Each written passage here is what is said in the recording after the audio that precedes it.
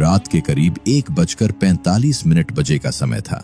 गुजरात के कच्छ जिले में भारत पाकिस्तान बॉर्डर से करीब 35 किलोमीटर दूर एक छोटे से गांव के बाहर रेगिस्तानी रास्ते पर एक बुजुर्ग आदमी तेजी से पैदल भाग रहा था। उसने साधारण सफेद कुर्ता पजामा पहना हुआ था और उसके हाथ में एक पुराना सा थैला था। उसकी दाढ़ी पूरी तरह से सफेद हो चुकी थी और उसकी उम्र करीब 65 साल के आसपास लग रही थी। वो बीच बीच में पीछे मुड़कर देखता था और फिर दोबारा तेजी से लगातार भागने लगता था। उसके चेहरे पर पसीने की बड़ी बड़ी बूंदें थीं और सांस इतनी फूल रही थी कि वो अपनी ही खांसी दबाने के लिए जद्दोजहद कर रहा था, लेकिन वो रुकने का नाम नहीं ले रहा था, क्योंकि वो जानता था अगर वो एक पल के लिए भी रुक गया तो फिर शायद वो कभी आगे नहीं बढ़ पाएगा। लगातार भागते समय उसकी नजर सामने एक पुराने कुएं पर पड़ती है जो बीच रेगिस्तान में अकेला खड़ा था। वो तेजी से उस कुएं की तरफ बढ़ता है। कुएं के पास पहुंचकर वो अपने थैले से एक रस्सी निकालता है और फिर उसे कुएं के सिरे से बांधकर धीरे धीरे कुएं के अंदर उतरने लगता है। तभी दूर से कुछ गाड़ियों की हेडलाइट्स दिखाई देती हैं। कई सारी गाड़ियां। वो गाड़ियां तेजी से उसी कुएं की तरफ बढ़ रही थीं। उस बुजुर्ग के सांस तेजी से फूलने लगे। वो समझ चुका था अब वो बच नहीं सकता, लेकिन कुआं सूखा हुआ था, बस 10-12 फीट गहरा। वहां छिपना नामुमकिन था। गाड़ियां आकर रुकती हैं। उनमें से उतरने वाले लोगों ने काली वर्दी पहनी हुई थी। उनके हाथों में हथियार थे और वो लोग धीरे धीरे कुएं की ओर बढ़ रहे थे। फिर उन्होंने सीधे कुएं के अंदर टॉर्च जला दी। रोशनी सीधे उस बुजुर्ग के चेहरे पर पड़ी। एक अफसर ने कहा, बाहर निकलो, अब तुम कहीं नहीं जा सकते। वो बुजुर्ग समझ गया था अब उसकी कोई उम्मीद नहीं है। उसने धीरे धीरे अपने हाथ ऊपर कर दिए और कुएं के किनारे को पकड़कर बाहर आ गया। जैसे ही वो बाहर आया, सुरक्षा कर्मियों ने उसे पकड़ लिया और उसके हाथ पीछे बांध दिए। उसका थैला उससे अलग कर लिया गया। एक ऑफिसर ने जब उस थैले को खोला तो अंदर से कई सारी चीजें निकली। 4 मोबाइल फोन, एक छोटा सा नोटपैड, कुछ सूखे मेवे और सबसे हैरान करने वाली चीज थी एक छोटा सा USB ड्राइव जो एक चाबी के रिंग से लटका हुआ था। उस USB के अंदर क्या था कोई नहीं जानता था, लेकिन जिस अंदाज में उस बुजुर्ग ने उसे छुपाने की कोशिश की थी, उससे लग रहा था ये USB बहुत बड़ा राज छिपा था। उस बुजुर्ग को गाड़ी में बैठाकर ले जाया गया। उसने एक शब्द भी नहीं बोला। वो चुपचाप बैठा रहा, जैसे उसे पता था ये दिन आना ही था। लेकिन मैं जानता हूं कि अब आप लोग सोच रहे होंगे, आखिर वो बुजुर्ग शख्स कौन था जिसे रात के अंधेरे में रेगिस्तान के बीच एक सूखे कुएं से उठाकर ले जाया गया? क्या वो कोई आतंकवादी था या कोई जासूस था? और उसके पास जो USB मिली थी उसमें ऐसा क्या था जिसे वो किसी भी हालत में कुएं में छुपाकर जाना चाहता था? और अगर वो इतना ही अहम मिशन पर था तो वो इतने साधारण लिबास में क्यों था?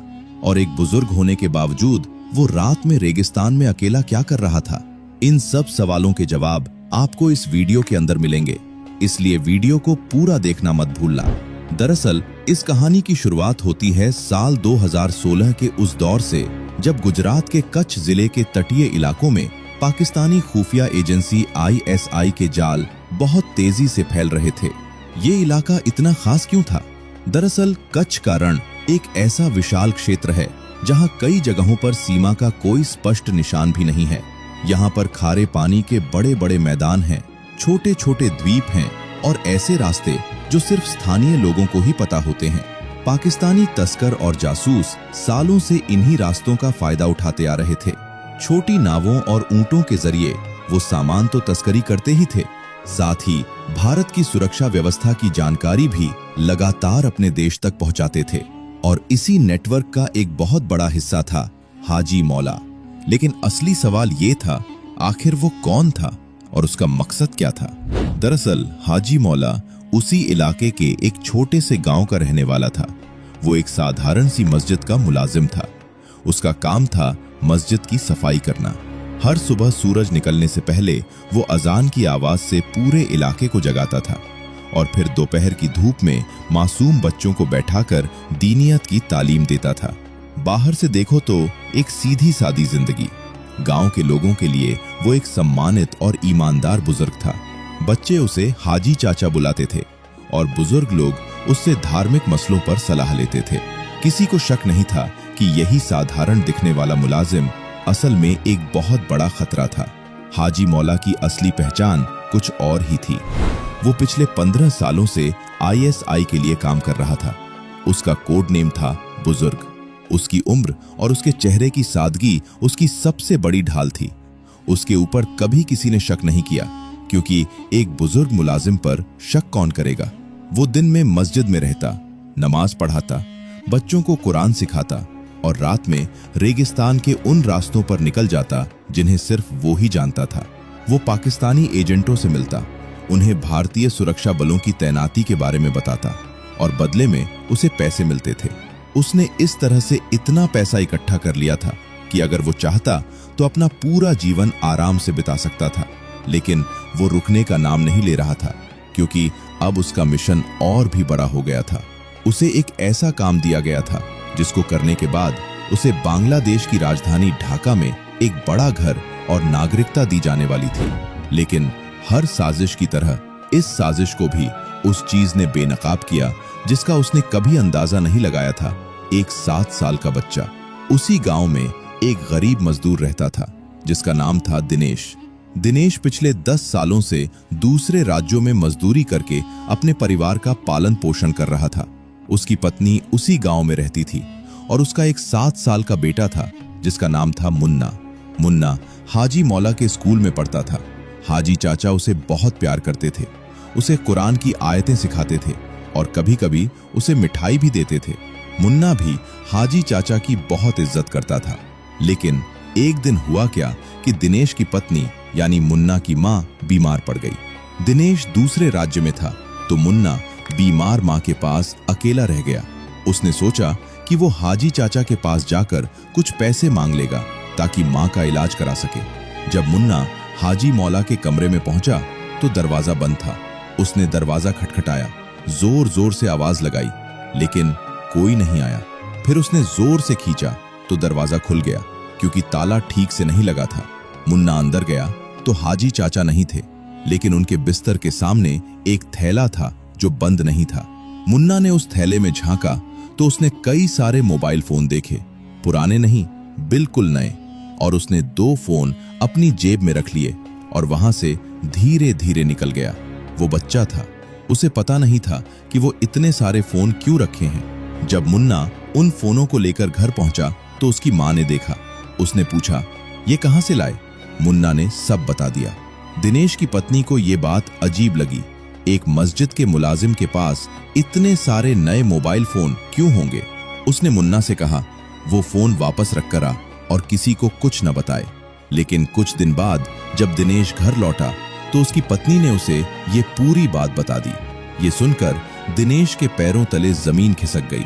वो एक साधारण मजदूर था, लेकिन इतना समझ रखता था कि एक मुलाजिम के पास रात के अंधेरे में एक थैले में इतने सारे मोबाइल फोन होना सामान्य बात नहीं थी। दिनेश ने उसी शाम गांव के चौकीदार को ये बात बताई। चौकीदार ने कहा वो खुद देखेगा, लेकिन दिनेश को कुछ ज्यादा ही चैन नहीं आया। उसने अगले दिन सीधे BSF के एक जवान से बात की जो उसी इलाके में तैनात था और उसके पड़ोस का ही लड़का था। उसने सब बता दिया, हाजी मौला के बारे में, मोबाइल फोन के बारे में, उस अजीबो-गरीब रात के बारे में। उस BSF जवान ने जब ये बात अपने सीनियर अफसर को बताई तो सीनियर अफसर ने इसे हल्के में नहीं लिया और इसकी जानकारी गुजरात ATS और फिर IB तक पहुंचा दी। जब IB ने हाजी मौला पर नजर रखनी शुरू की तो उन्हें पता चला कि ये कोई साधारण मुलाजिम नहीं है। वो रात में अक्सर रेगिस्तान की तरफ निकल जाता था, कभी कुएं के पास रुकता तो कभी पहाड़ियों के बीच गायब हो जाता था। उसका व्यवहार दिन में बिल्कुल अलग होता था और रात में बिल्कुल अलग। IB को समझने में देर नहीं लगी कि ये कोई पाकिस्तानी एजेंट है जो आम जीवन में छुपा हुआ है। लेकिन सबसे बड़ी समस्या थी सबूत। बिना सबूत के हाजी मौला जैसे शख्स को गिरफ्तार करना बहुत मुश्किल था। इतने सालों से वो इसलिए नहीं पकड़ा गया था क्योंकि उसने कभी कुछ ऐसा नहीं किया था जो सीधे तौर पर उसे सबूत के तौर पर फंसा सके। वो हमेशा अपने हाथों से कुछ नहीं करता था।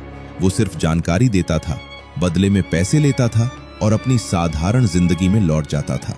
IB के अधिकारियों ने एक प्लान बनाया। उन्हें पता था कि कि हाजी मौला अगले कुछ ही दिनों में एक बहुत बड़ा डेटा पाकिस्तान पहुंचाने वाला है। ये डेटा एक USB में था जिसमें कच्छ के सुरक्षा ठिकानों की पूरी जानकारी थी। IB को पता था कि हाजी मौला उस USB को पाकिस्तानी एजेंटों तक पहुंचाएगा। अब सिर्फ उसे रंगे हाथों पकड़ना बाकी था। उस रात हाजी मौला अपने ठिकाने से निकला। उसके पास वही पुराना थैला था जिसमें USB छिपी हुई थी। वो रेगिस्तान के उसी रास्ते से जा रहा था जहां वो सालों से जाता था। उसे पता था कि उस रास्ते पर कोई नहीं आता, कोई नहीं देखता, लेकिन उसे ये नहीं पता था कि इस बार ATS और IB की टीम उसी रास्ते पर उसका इंतजार कर रही थी। जब उसने पीछे गाड़ियों की हेडलाइट्स देखी तो समझ गया था अब वो नहीं बचेगा। फिर भी उसने भागने की कोशिश की। वो जानता था अगर वो पकड़ा गया तो उम्र कैद होगी या फांसी। उसी डर में वो उस सूखे कुएं में चुप गया, लेकिन कुआं उतना गहरा नहीं था। उसका USB उसकी बैग में था। उसके पास उसे नष्ट करने का भी समय नहीं था। जब ATS ने उसे गिरफ्तार कर लिया और USB को जब्त कर लिया तो पूछताछ के दौरान उसने कबूल किया वो पिछले 15 सालों से ISI के लिए काम कर रहा था।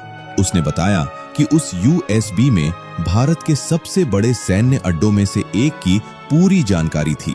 वहां पर कितने जवान तैनात हैं, उनके हथियार क्या हैं, उनकी दिनचर्या क्या है, यहां तक कि उनके खाने का समय तक, सब कुछ।